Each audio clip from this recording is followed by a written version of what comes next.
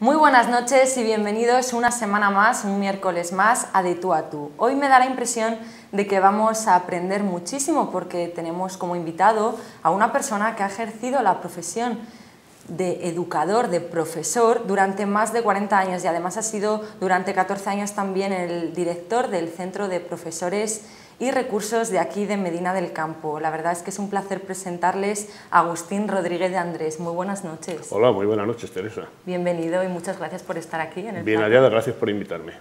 Bueno, pues Agustín ha nacido en la ciudad universitaria por antonomasia, en Salamanca.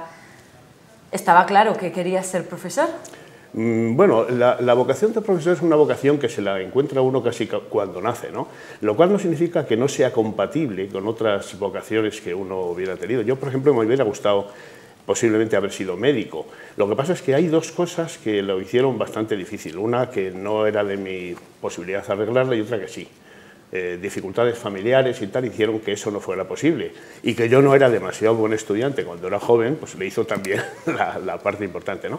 Pero una vez que eso se estuvo debatiendo dentro de mí, me di cuenta que sí, que aquello de enseñar y encadenarse a una profesión tan importante como la de profesor, maestro, me llamaba y acudí a su llamada pues veloz.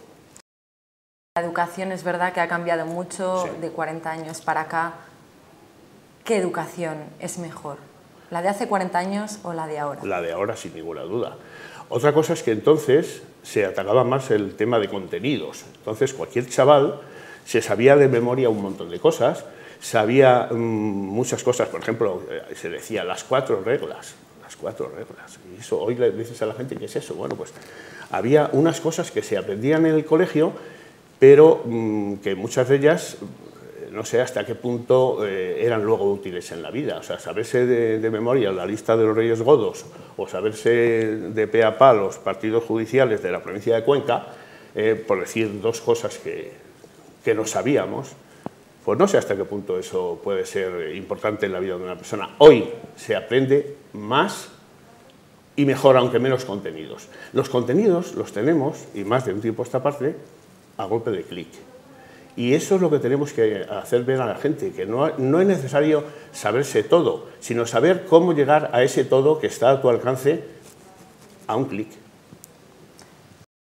Hemos conocido el informe PISA, el último informe PISA. La verdad es que nos deja en bastante mal lugar, aunque bueno, Castilla y León es verdad que es la mejor comunidad posicionada en lo que a educación se refiere respecto al resto de España, pero aún así estamos en muy mal lugar respecto a los niveles de educación con Europa y otras partes del mundo. ¿A qué crees que se debe, Agustín? Se debe a distintas razones. Una de ellas es ese taifismo que viene de que Castilla y León vaya por un lado, La Rioja vaya por otro, que en lugar de ir todos juntos a buscar la excelencia, pues resulta que vamos a ver cómo somos mejor que el de al lado. Eso me parece bastante empobrecedor. Yo soy partidario de la descentralización. Soy partidario de las autonomías, pero creo que hay ámbitos, como es el de la educación, en el que eso se tiene que hacer con sumo cuidado, con muchísima atención para no gastar esfuerzos en cosas vanas. Eso sería una cosa. Otro asunto en el que se nos achaca que andamos regular, y yo creo que es cierto, es en los idiomas. En eso tienen que ver muchas cosas. Por ejemplo, yo se lo decía a mis alumnos el año pasado, ¿cómo es posible que llevéis estudiando inglés desde los 3 años, tengáis 15 años y no sepáis decir ni mu? ¿Cómo es posible eso?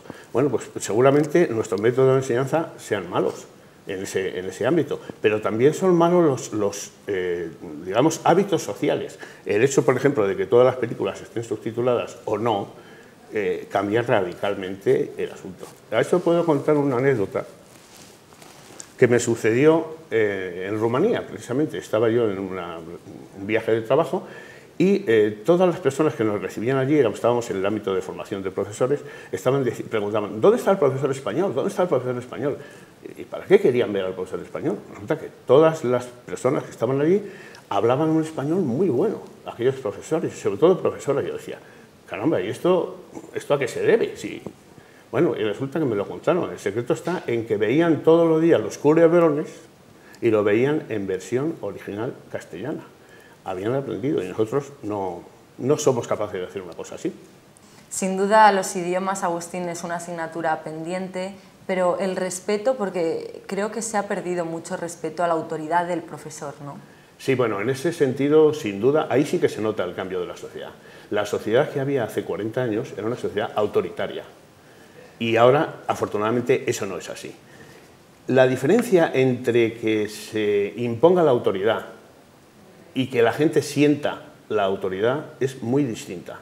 Yo siempre digo que el profesor no tiene por qué tener una actitud autoritaria, tiene que hacer sentir a sus alumnos que tiene aquello que decían los clásicos, los latinos, la auctoritas, ¿no? Esa autoridad que emana de la persona, que es capaz de convencerte por su manera de actuar de que es superior a ti en ese ámbito del que estamos hablando. Y entonces tú le respetas por eso, no porque tenga en su mano una vara, como tenían hace 40 años mis colegas, o porque la sociedad en general ampare el hecho de que se imponga una autoridad excesiva. La falta de respeto muchas veces va ligada a lo que se ve en la sociedad en general también.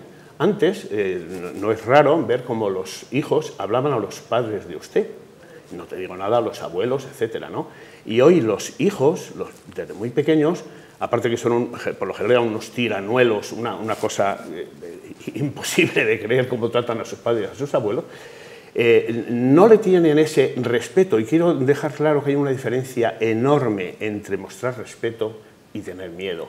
Y que es fantástica la relación que existe actualmente entre los niños y los padres y los abuelos, porque verdaderamente se ve una naturalidad en el cariño, una entrega. Pero claro, llega un momento que eso que se ve y que yo soy partidario de que siga así, ese cariño casi de amigos, de alguna manera, que se tiene con los abuelos, sobre todo con los padres, etcétera, llegando al ámbito escolar, eso tiene que cambiar, hay que cambiar el chip. La gente cuando está en el ámbito escolar, está en la escuela, está en el instituto, está ejerciendo un trabajo, tanto si eres profesor como si eres alumno. Y el trabajo es una cosa que se tiene que tomar siempre muy en serio, lo cual no significa que las clases tengan que ser absolutamente tediosas o que la relación tenga que ser de ogro no sé, al niño que se lo van a comer. No se trata en absoluto de eso, pero sí de saber que se está produciendo un intercambio absolutamente imprescindible en la vida de las personas y eso no se puede tomar como juego. Eso, entiendo que por ahí va la cuestión del respeto. Y otra cosa también, bueno, las familias, el tipo de familias ha cambiado mucho de 40 años para acá, pero vamos a ver, ¿los padres delegan la educación que se debe dar en casa, la delegan a los profesores en el colegio? Eso es es un caballo de batalla que hemos tenido siempre en la sala de profesores. Yo, como puedo hablar desde la perspectiva que también he sido padre, soy padre, yo me doy cuenta de que hay dos ámbitos completamente distintos. La educación, en general, es un proceso que se tiene que hacer a lo largo de las 24 horas del día, 7 días a la semana, 365 días al año. Mientras que lo que se da en la escuela, lo que se da en el colegio, en el instituto, es por una parte educación y por otra enseñanza. No conviene separar ambas cosas. La enseñanza es algo que se debe delegar, por lo menos en un 80%, en el ámbito escolar. Pero la educación no se debe delegar nunca. Es un ámbito, es un esfuerzo familiar que se comparte, en una parte se delega, en una parte que tendría que ser un 20%, en las personas que se dedican a la enseñanza. Si eso lo tuviéramos en cuenta, entonces veríamos que no ocurriría lo que está ocurriendo en demasiadas ocasiones a mi modo de ver, ¿no? Que llegas allí, llamas a una madre, llamas a un padre, les cuentas lo eso y bueno, se extrañan de que sus hijos son... Mi hijo es eso, sí, mire señora, su hijo es este, su hijo está haciendo estas cosas. ¿Cómo es posible que aquí está durante 30 horas a la semana y el resto 30 horas a la semana? Que no sé cuántas horas tiene una semana, pues son muchísimas. Las demás está bajo su tutela y usted conozca mucho menos a su hijo de lo que lo conocemos aquí. Eso es un grave problema. Y creo que si no se aclaran bien cuáles son los ámbitos de competencia de los padres, de la familia en general, bueno, ya sabemos que el núcleo, como se entiende ahora mismo la familia, tiene también muy poco que ver, como decías tú acertadamente hace un momento, con hace 40 años. Antes era el núcleo familiar amplio, ahora se restringe en la mayor parte de los casos a los padres, los hermanos y como mucho, los abuelos. Y claro, este ámbito familiar tiene que tener claro que el mayor cometido que tienen en esta vida no es hacerse con un piso y luego con un chalet en la playa, sino sacar adelante lo mejor posible la educación de sus hijos. Esa es la mayor empresa que tiene cualquier persona en la vida. Y esa mayor empresa tú no se la confiarías a nadie si eso fuera una cosa material. ¿Por qué le vas a confiar una cosa inmaterial muchísimo más importante como es la educación de tus hijos? Y eso es lo que están probablemente aprendiendo los jóvenes españoles. Estamos viendo que entre la propia clase política se descalifican unos a otros y probablemente ese sea el reflejo de lo que está pasando en las aulas.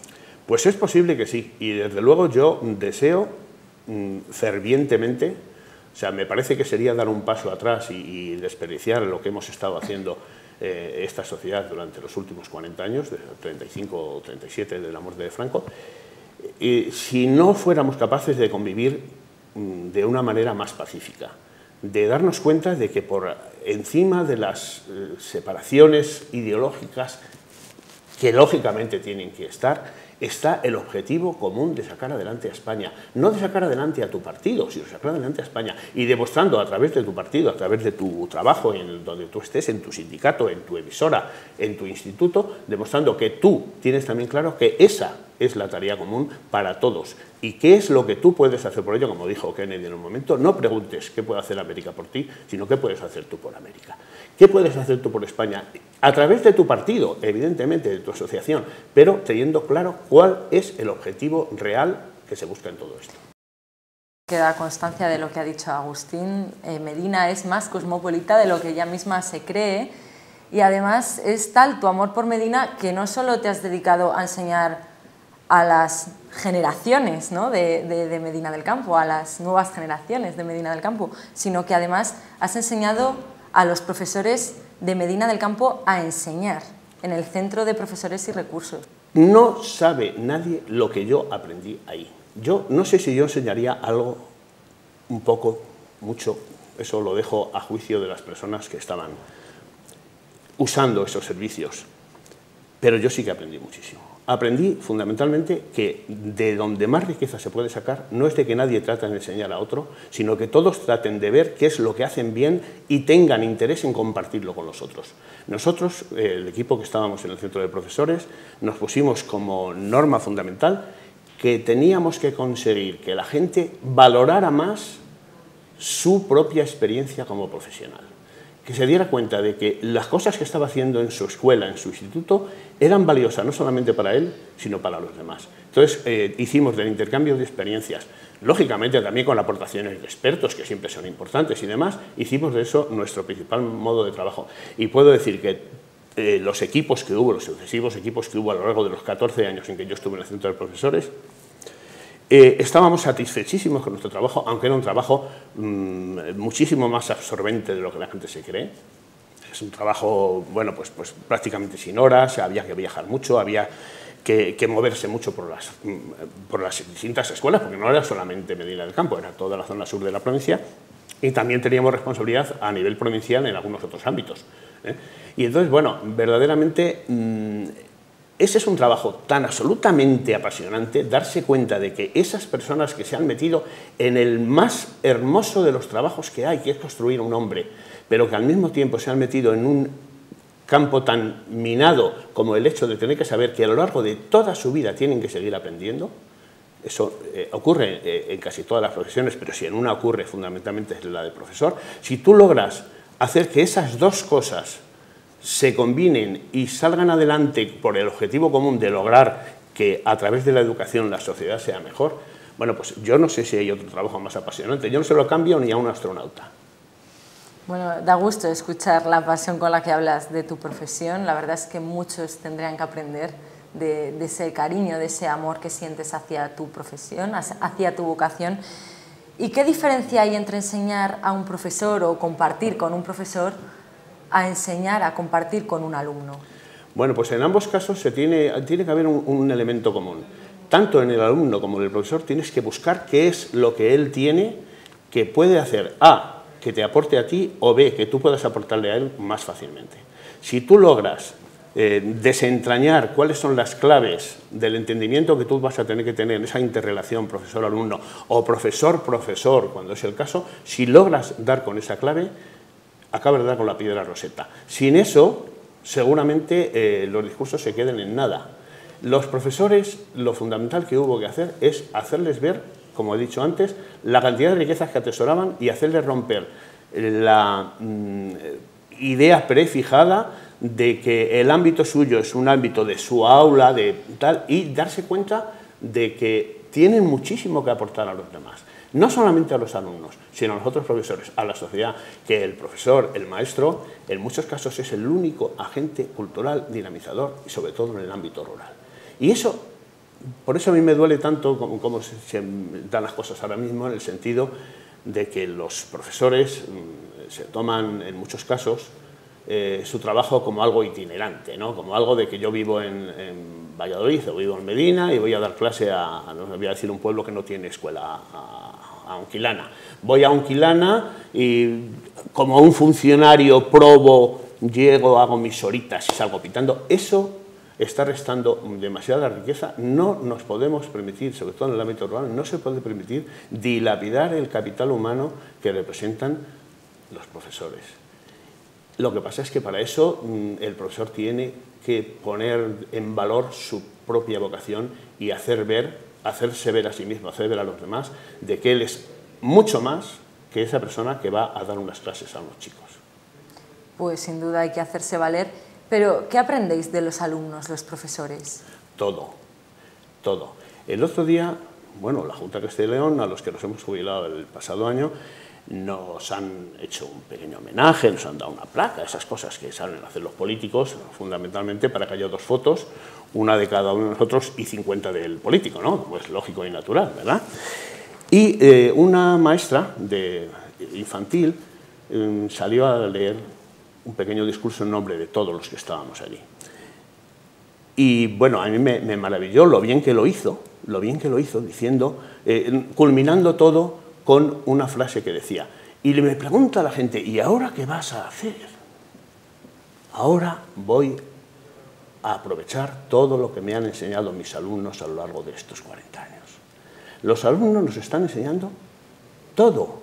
Nosotros sin los alumnos no haríamos nada. ¿Qué somos los maestros, los profesores sin los alumnos? Los alumnos están enseñando desde su propia interacción contigo hasta tu propia manera de volcarte hacia él. Tú te das cuenta de tu éxito, de tu fracaso, nada más ver la mirada de tu alumno. Y de esa mirada tú tienes que aprender. Y luego, esa visión, digamos, paradisíaca que tienen los niños, esa cosa, esa inocencia, ese preguntar las cosas sin miedo al ridículo, hacen que tú seas capaz de ver las cosas no solamente desde un ámbito, sino desde distintos ámbitos, y eso enriquece mucho.